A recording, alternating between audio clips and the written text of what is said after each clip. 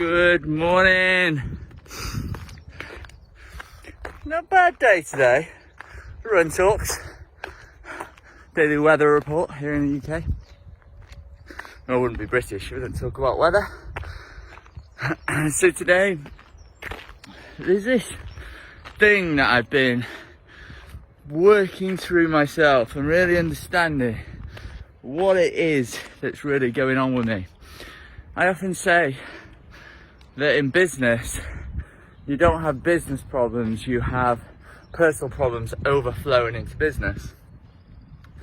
And one of the things I've always found in the past sort of 6.5 years of running a business is that all I really wanted to do was play business, as in play and tell everyone else that I'm doing business and I'm building my dream and I'm chasing my hopes and everything I ever wanted. But I haven't been willing to do the things that business owners do.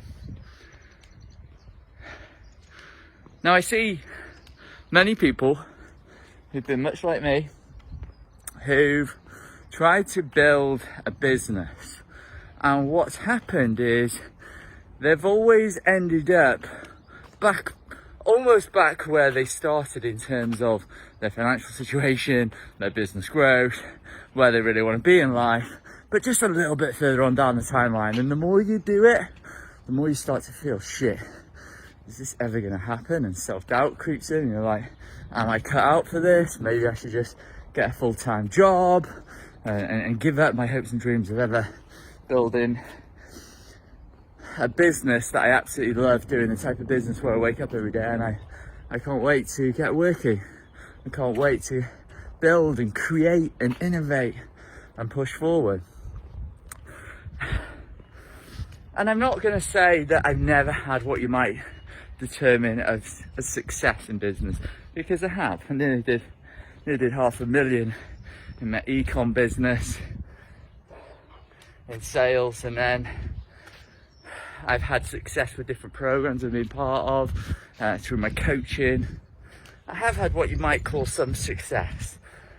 But the truth is, I've never really excelled. It's almost like I always hit this ceiling, this invisible ceiling where it's like, just take that 1 or 2 more steps and you're in it. And I realised what it was this week.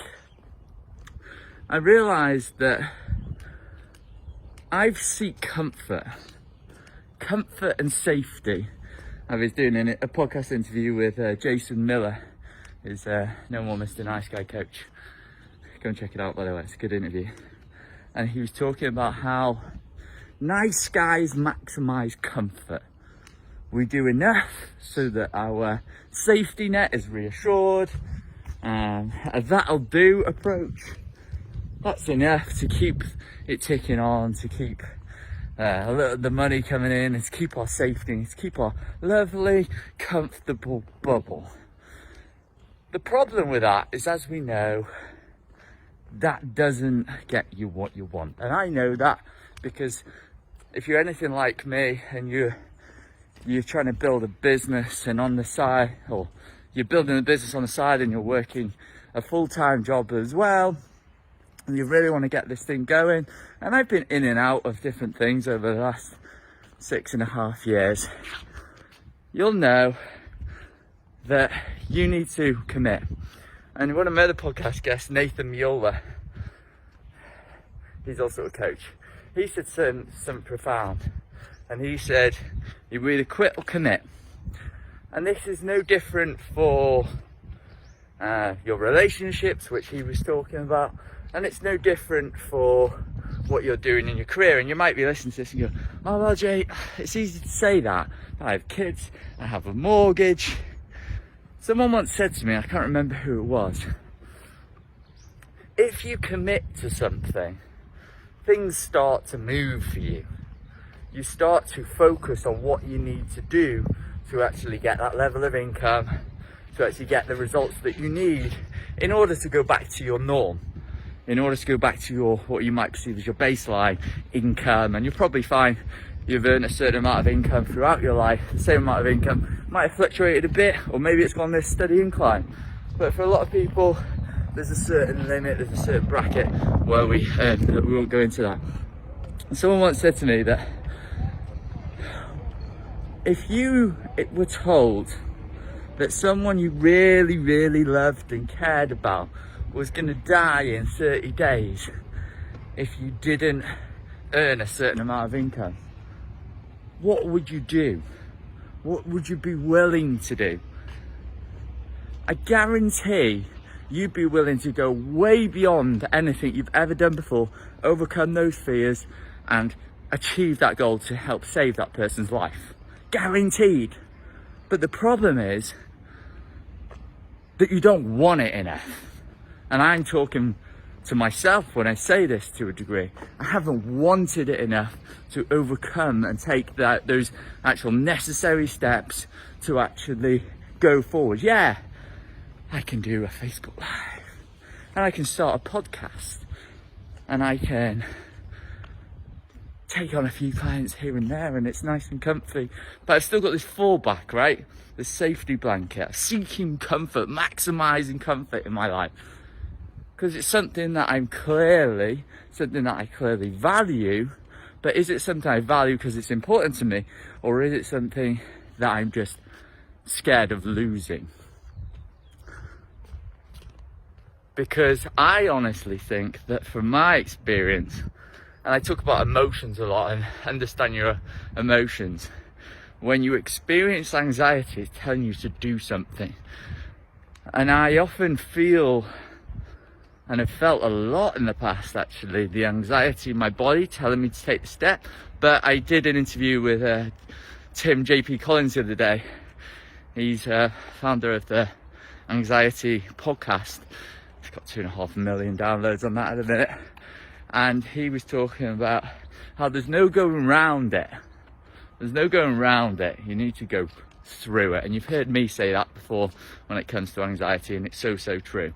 Go through it, and you need to step through it. Otherwise, yeah, you can change direction, but really I've always found that I've always gone sideways, and that's led to more frustration and more lack of fulfillment, hating on myself, judging myself, calling myself a failure even more, instead of actually doing what's necessary to power through. And here's one thing I definitely discovered is important: energy. Taking it back to that scenario with if someone you cared about was going to die if you couldn't earn a certain amount of money in 30 days and you committed to building this business or building this, whatever you're building, you would invest stupid amounts of energy in getting that, empowering through all of those emotions, all of those feelings. Because when it comes to emotion, we know that it's going to come and it's going to go. And when we know it's going to pass, we can use our energy to make it pass a lot faster by powering through in a positive way, not just powering through for the sake of powering through because you're going to burn yourself into the ground. But what I mean is getting the energy, getting you pumped. There's different priming exercises you can use to prime the mind, get the energy going. Listen to videos like this, jump up and down. And what happens is it powers you into action. I've often found in my experience, I've always overthought things. And as soon as you spend too much time thinking about things, overthinking things, instead of getting into action, then what happens is you never do it. You procrastinate. You get overwhelmed. You don't know what to focus on.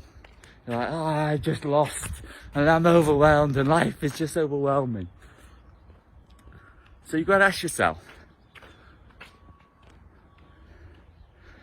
am I in or am I out? Quit or commit? There's no in between. I remember a great quote, and this guy was talking about how you need to split an audience. And this is no different for life. It's a great lesson for life. Love me or hate me, there's no money in the middle.